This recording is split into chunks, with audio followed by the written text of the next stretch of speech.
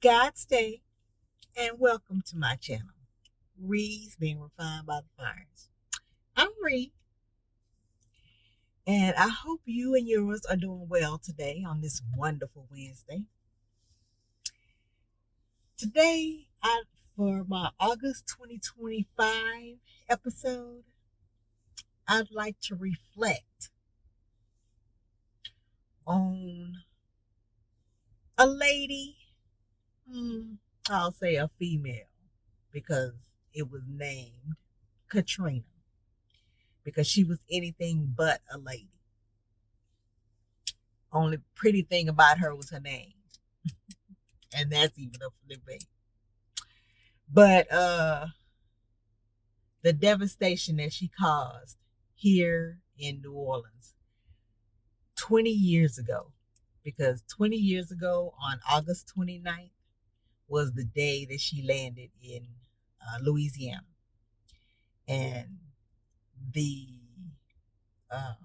at miles, wind speeds up to 175 miles, that caused a storm surge that breached. Well, breach mean to go, but it completely demolished, went over, around, underneath, knocked the levees out of place, that caused the catastrophic damages that the Ninth Ward is still dealing with today. Yes, the TV coverage. I know that on one day last week, they had an episode where they had a prayer vigil, the Lakeview community, which they've come back. They've made a full comeback, but all areas haven't been that lucky.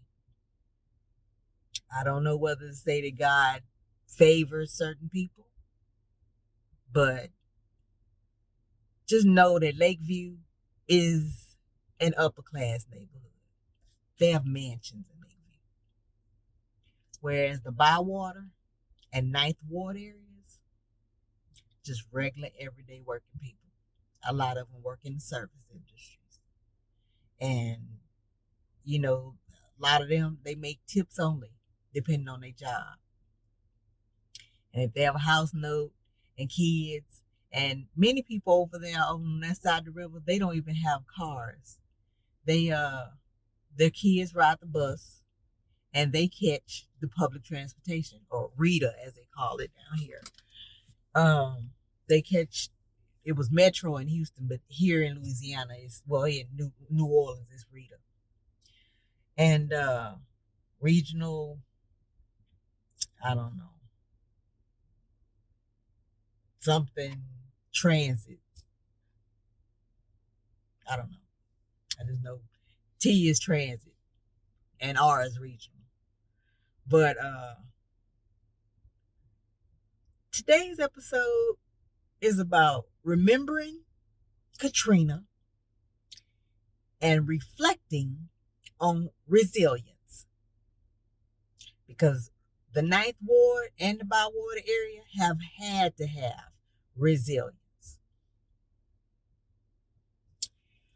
When we think about Hurricane Katrina in 2005, because it's been 20 years, and this is 2025.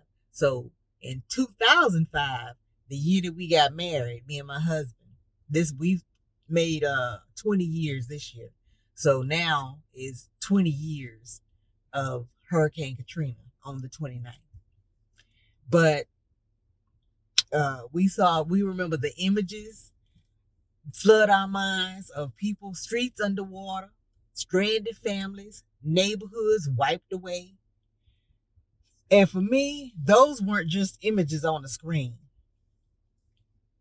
The love of my life, my person, Alex Couye, and I had got married earlier that same year in March. And like I say, we celebrated our 20th anniversary in March on the 19th. And many of his family and friends came from down here up to Houston to help us celebrate our union.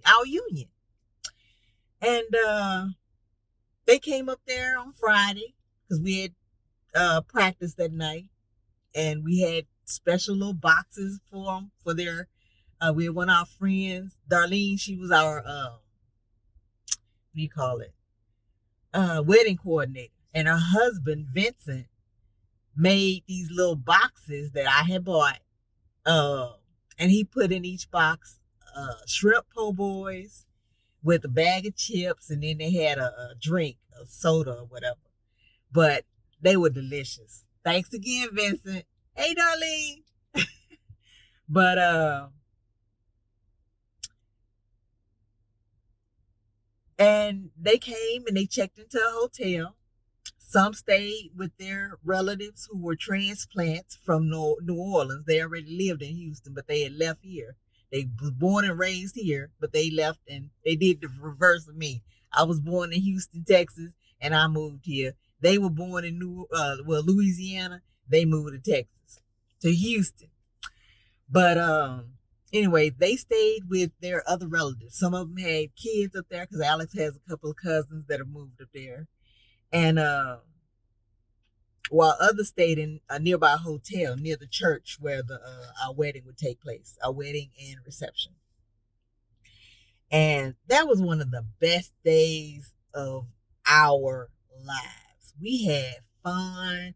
We danced. We even had we had what do you call it? Because I even danced with the umbrella. What do you call it? The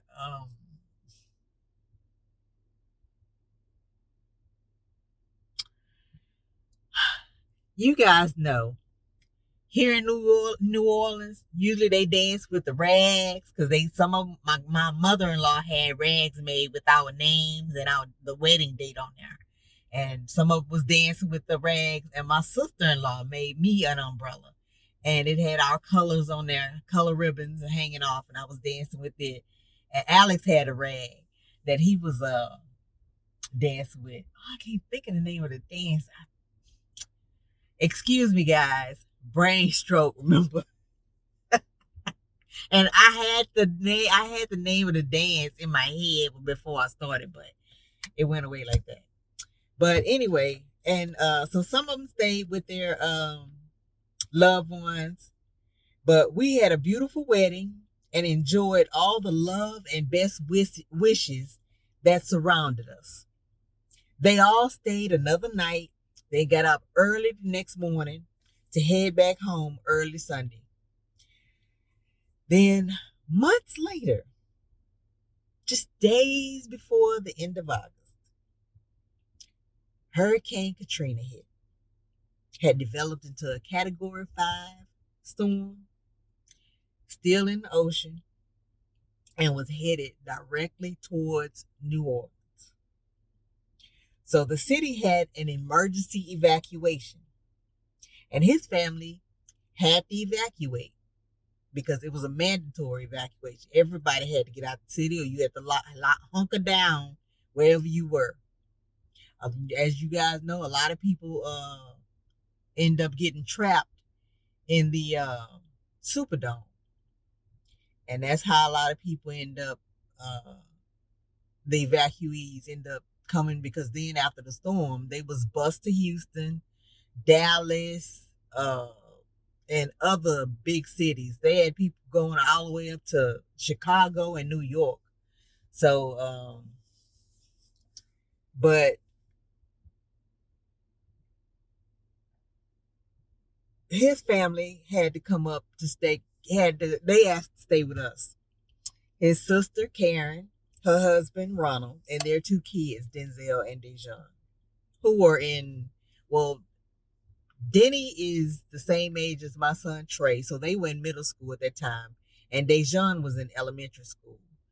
But because her and Bria are the same age, and they stayed with us.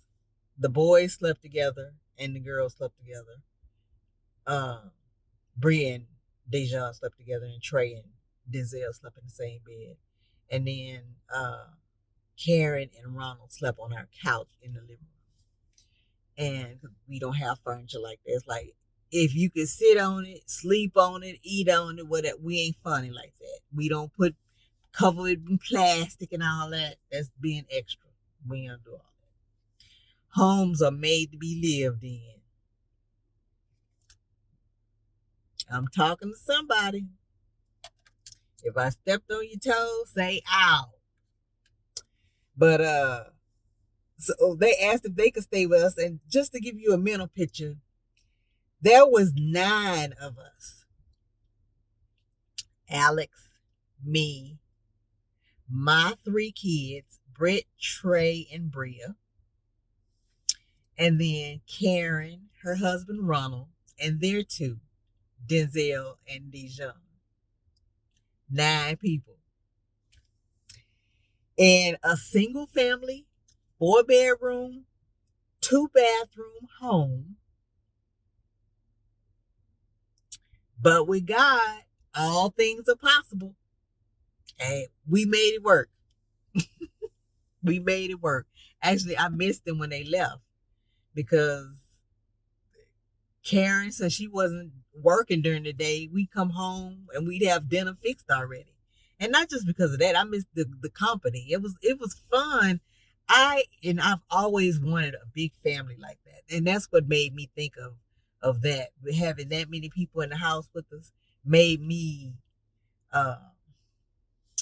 miss being not coming from a big family, because big families, they love on each other, they eat together, they laugh together, they cry together, they pray together. And that's what we had when they was there. And that left me feeling a certain kind of way when they left. I didn't want them to leave. I didn't want their house to be ruined either, but I felt sad because they were leaving us, and I missed that camaraderie. We wouldn't have it anymore. But that made it very special to me. And suddenly, the storm, that wasn't just another storm. That really brought it home for me, because that was family. The people I loved, the people I laughed with, the people I sat around the dinner table and ate with, and most importantly, the people I prayed with and for. Like, Lord, keep them. Don't let their house be damaged beyond repair. Because at this point, we didn't know what was going on.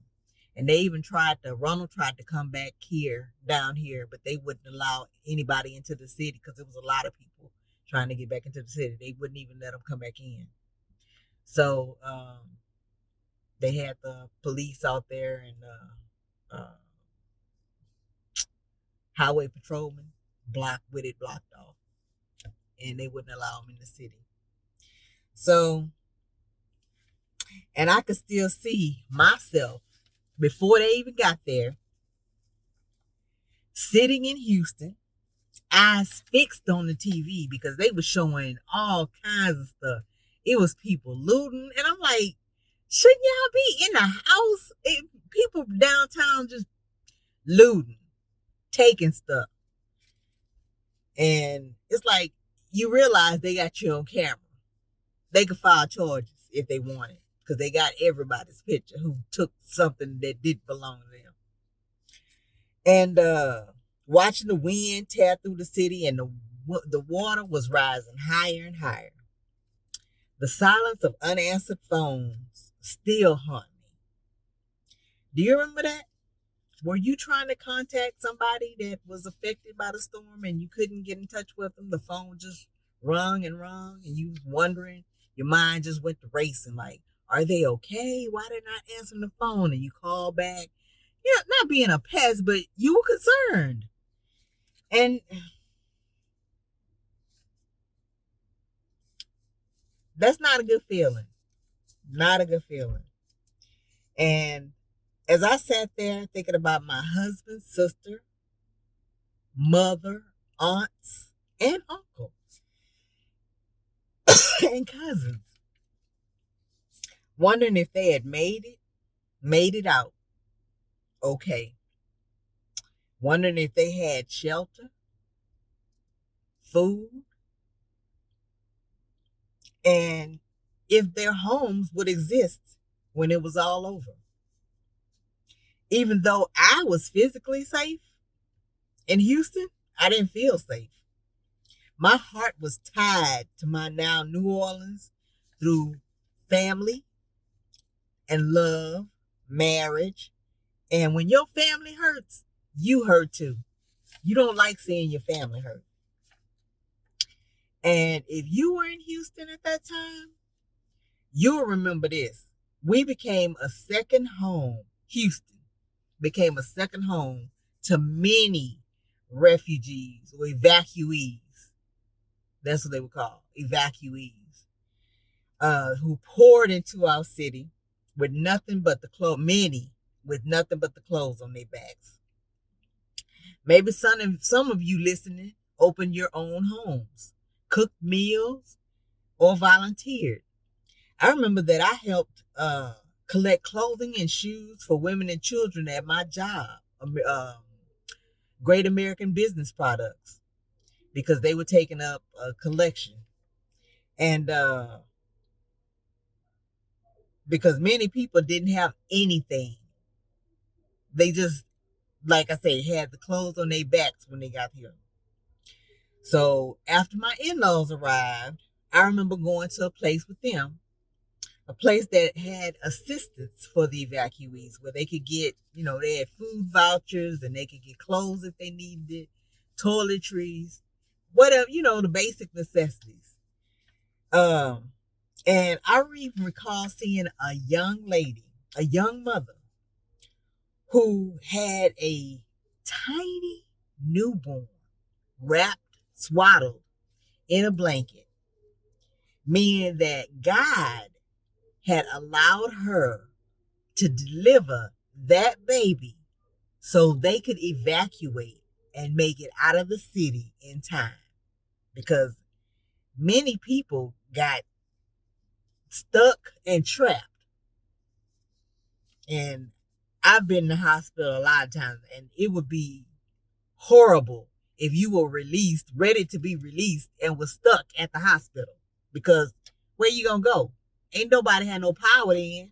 The city, actually the hospital would have been one of the best places because they had to have generators to keep electricity going. But the residents, they was out of power for weeks. I remember my brother-in-law couldn't get back into the city for weeks, almost a month after the storm, because there was so much damage.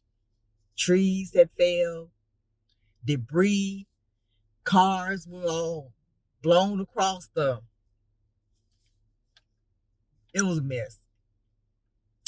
So those are just a few memories and images in my mind that have never left me. And the questions that everyone asked while I was volunteering, over and over, they were simple. When can we go home? As if we were holding them.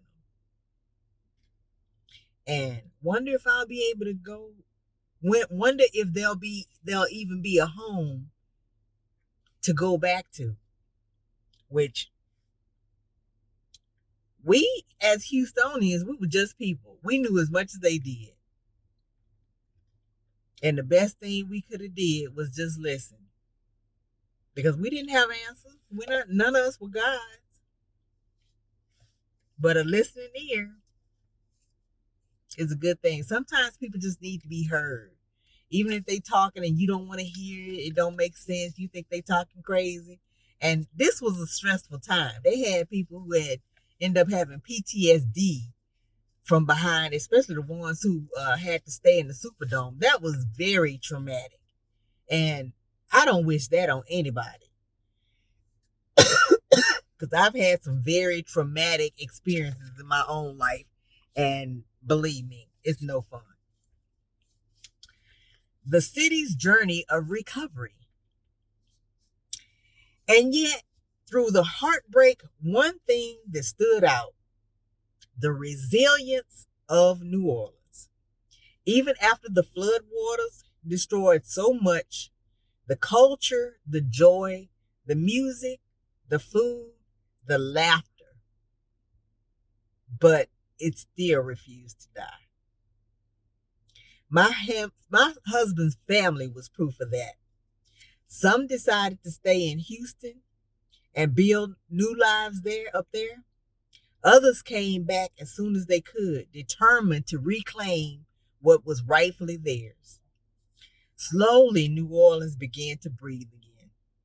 Schools reopened, businesses came back, Mardi Gras parades rolled again, and the sound of brass bands could be heard declaring the messages of underlying hope. We are still here. If you were there, or if you visited since, you know that feeling. Standing in New Orleans, hearing a second line parade with your rag or seeing umbrellas, that just puts, hearing the beat of that music is just like, oh my God, I love that music. Oh, I still can't think what it is. But a second line, after so much sorrow, it was like the heartbeat of the city was saying, you can knock us down, but we will rise again. And the hardest hit areas were the Ninth Ward, Gentilly, and Lakeview.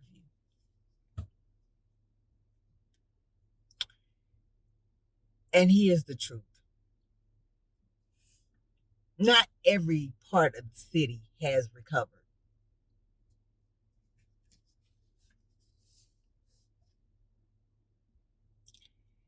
Lakeview had a prayer vigil at a church in their area where they were thanking, uh, where they prayed and thank God that, they were here and able to come back. But there are communities still here that weren't as lucky. See, in case you don't know, Lakeview sounds just like the name. Fancy name, right? Lakeview is a rich area, mostly white, and it's money. They have resources. And for a long time, I didn't realize that, how bad it was in the Ninth Ward and Gentilly.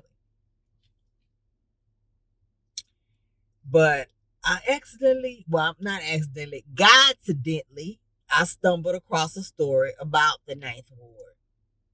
And then more stories, more images, more details kept appearing, as if God was saying, pay attention.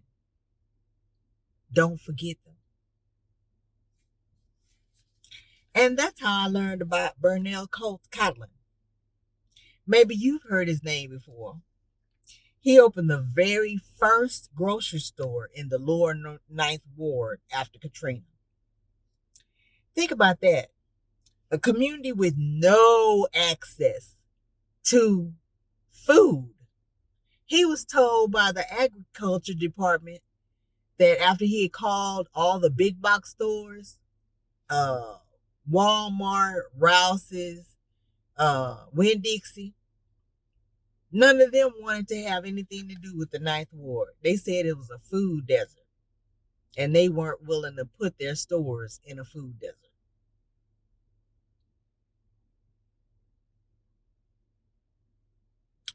I'm thinking that's exactly where you need to put a store, where people need your food, need water, need other necessities of life.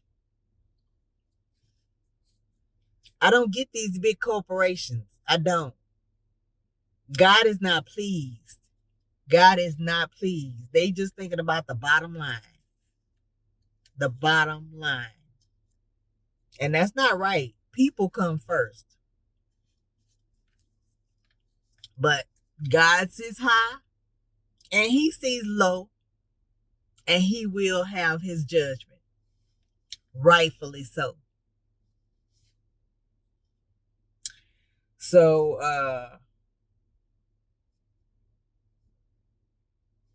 anyway, he was told by the agriculture department that was a food desert, and the residents there had to catch 3 buses to get to the next town over in Slidell, where there's a Walmart.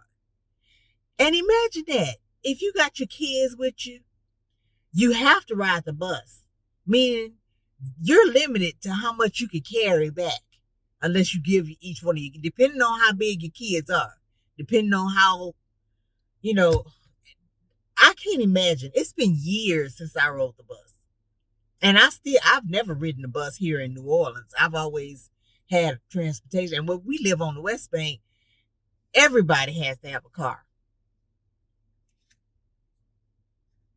It's people who take the ferry and ride bikes, but I've never seen bikes going across the car going across the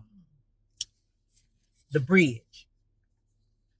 They don't even have a bike lane on the bridge. That's dangerous. The bridge is the freeway that runs across the Mississippi River. So, but anyway, they had to catch 3 buses to get to the next city to buy real food, no real resources, and just one man decided to step up and make a difference. An Army veteran. And he poured everything into rebuilding not just a store, but hope in people. Because guess what, guys? We're supposed to care about people more than anything else.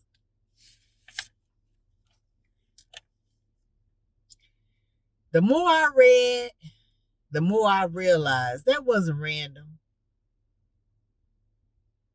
God, it felt like God was put these stories in my path on purpose, reminding me that while much of New Orleans had come back, the Ninth Ward and places like Gentilly had not, and needed us to still see them, to remember them, to speak their names.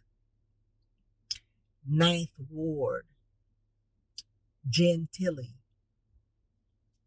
As a matter of fact, I volunteer, the radio station I volunteer at sometimes is housed inside the Theological Baptist Seminary. And where Pastor Fred, my guest in June, his name is on there. It's been they had a dedication ceremony where they named the building after him. And Life Songs is located in their building. And I volunteer there regularly. I started off on the phones, then I graduated to going and help with the mailings. And now I do that like maybe 4 times a year, because they don't just do, they have 2 share-a-thons where we go and help after they process, make all the letters and everything. We have to put everything together and they ship those out. But they've started sending letters ahead of the share-a-thons, like to get extra, money taken, extra donations from the people who are already members. But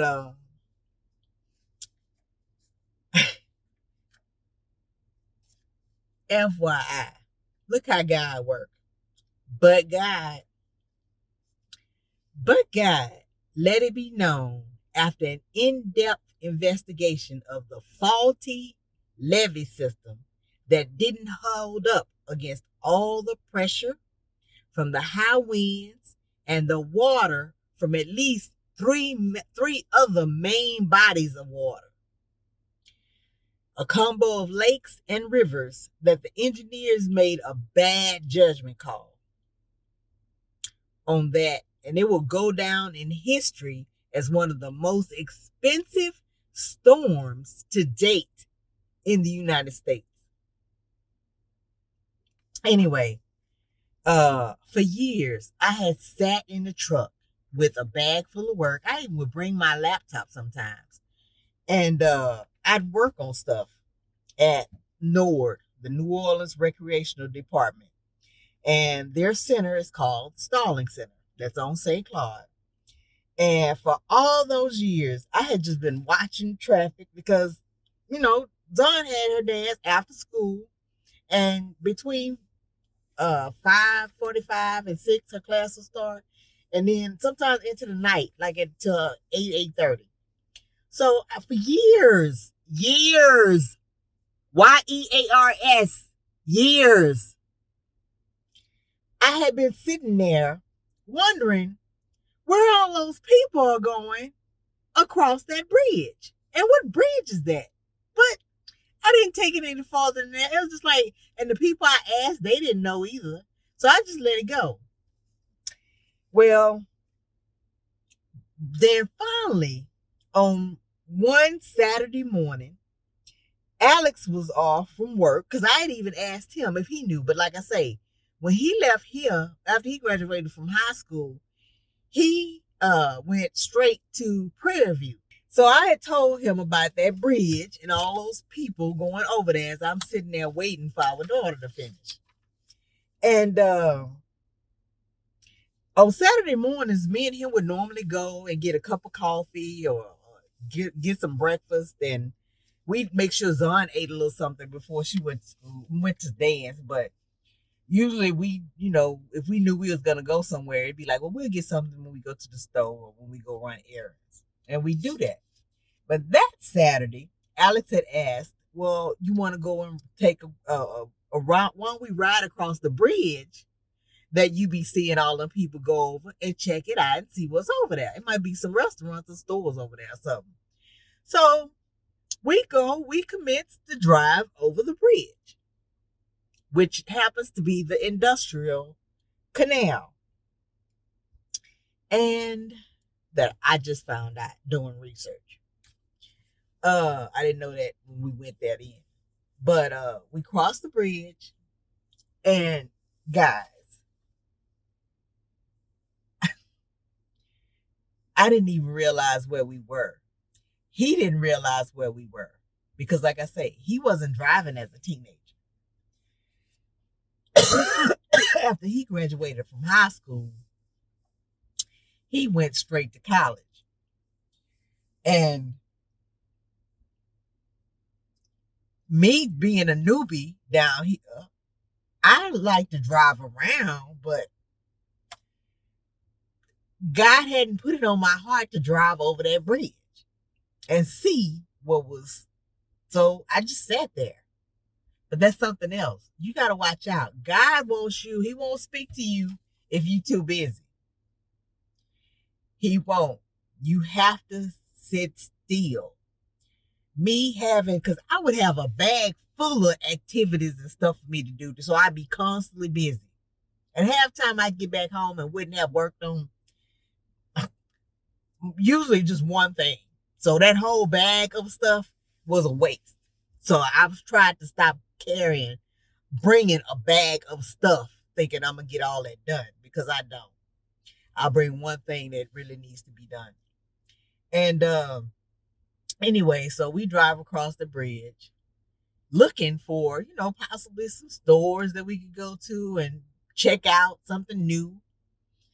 And we're shocked. It's like, where are we? Guys, we were just riding and looking, and I guess it was the weekend, so people probably was already at work because she had to be at her dance lesson. I want to say like maybe 10:30. Every season is a different. As she moves up, it's a different time that she starts class. But on average, that day when we took her, it was like probably 10:30. Her class was starting, but So those people would have already have gone to work, because most people living over there have service jobs. They're either clerks in a restaurant, stores, somewhere that opens at 10 o'clock or earlier, depending on their industry. But so it was no traffic getting over there. But when we got across that bridge, it was like, and for a while, we just rode just looking, because I was like, where are we? What area is this? Neither one of us could figure out where that was. Guys,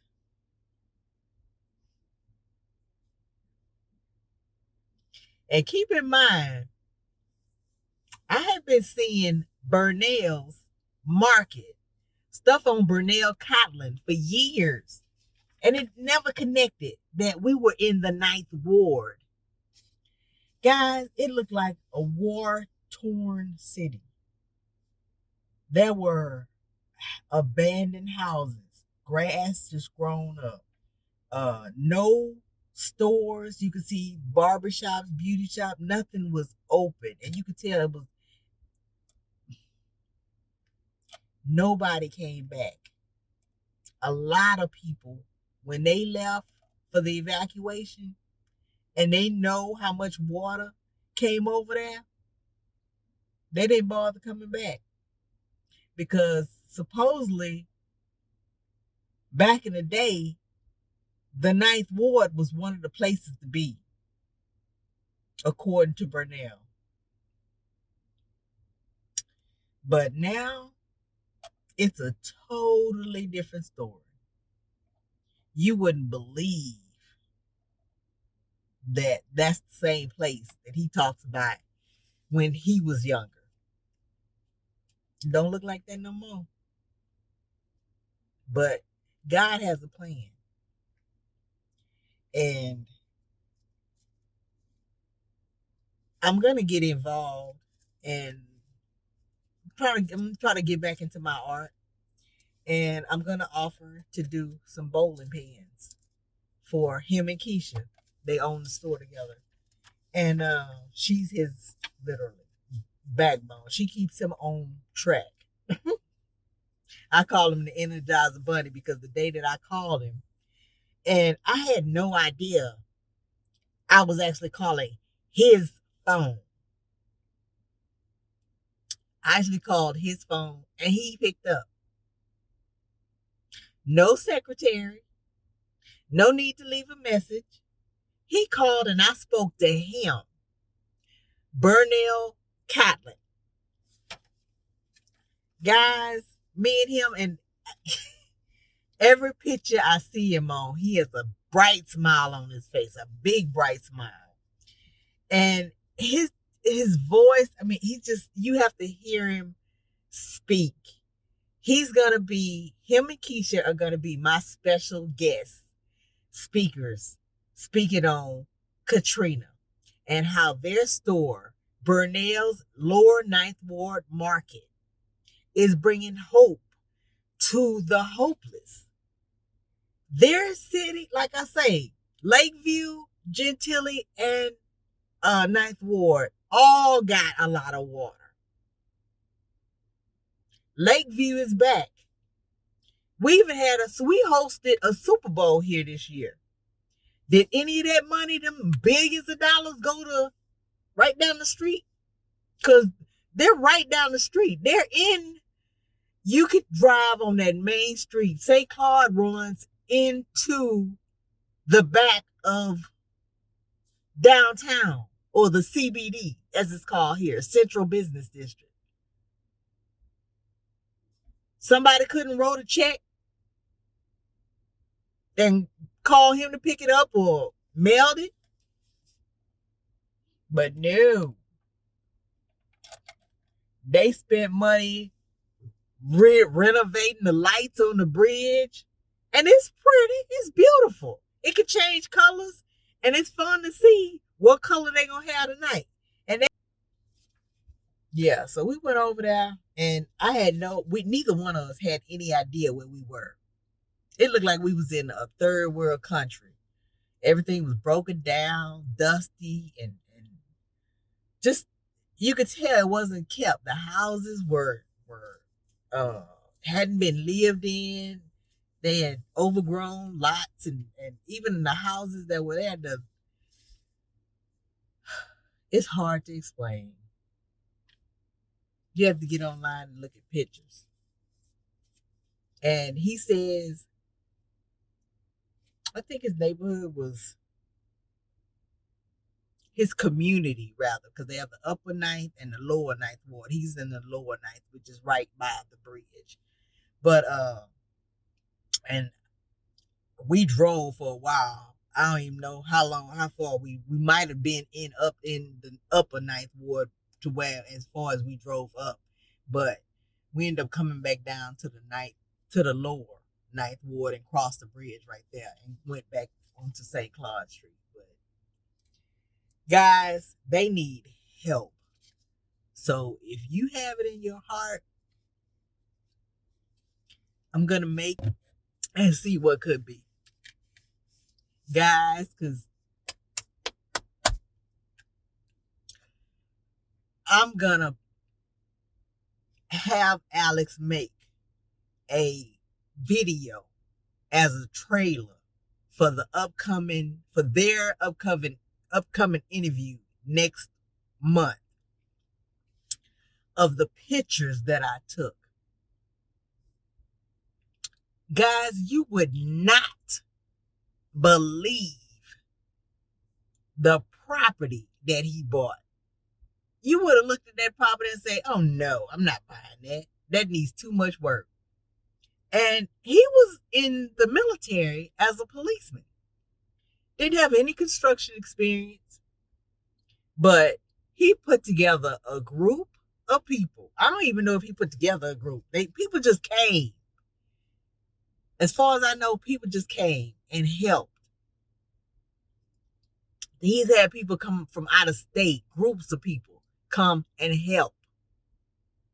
They made what was a 2-story building into a 1-story building. And that 1-story building now houses a barbershop at the very front, the kitchen with the window they used to put, people used to walk up to the window and buy their groceries out of, and they'd have to put gallons of milk or whatever through, whatever could fit through the window is what they sold. And now they have where you could either order at the window or you can walk in the store, and they have aisles and aisles. They have 2 aisles of goods, and the shelves are fully stocked. They sell memorabilia. They have t-shirts that you can buy. They have pictures on the wall that you can see. They had many famous people, presidents, movie stars, politicians. But I think about a man named Burnell and his wife Keisha Cotland, who turned something as simple as a grocery store into a symbol of hope, a place of resources, of restoration for their community in the lower ninth ward. And I think about Houston, my city, that opens its arms and welcomes thousands of complete strangers home. Katrina left scars, yes, but also it revealed resilience. Maybe you were one of those who lost everything. Maybe you were one who opened your doors to someone who needed a place to stay. Well, thank you for joining me today in remembering and reflecting on the 20th anniversary of Hurricane Katrina. Until next time, and please tune in next Wednesday for my actual interview with none other than the man and his rib or backbone, like I say, Keisha, for their generous sacrifice to provide and care for their own community in which they live. They live in the lower ninth ward. And they own a store and they're there daily. Please remember to like, comment, subscribe, and share with someone else who could stand to be entertained. Much love, and may you and yours stay blessed always. Still blessed. Read, relate, refine, reflect, and refine. Bye. Ooh, that was perfect. Thank you.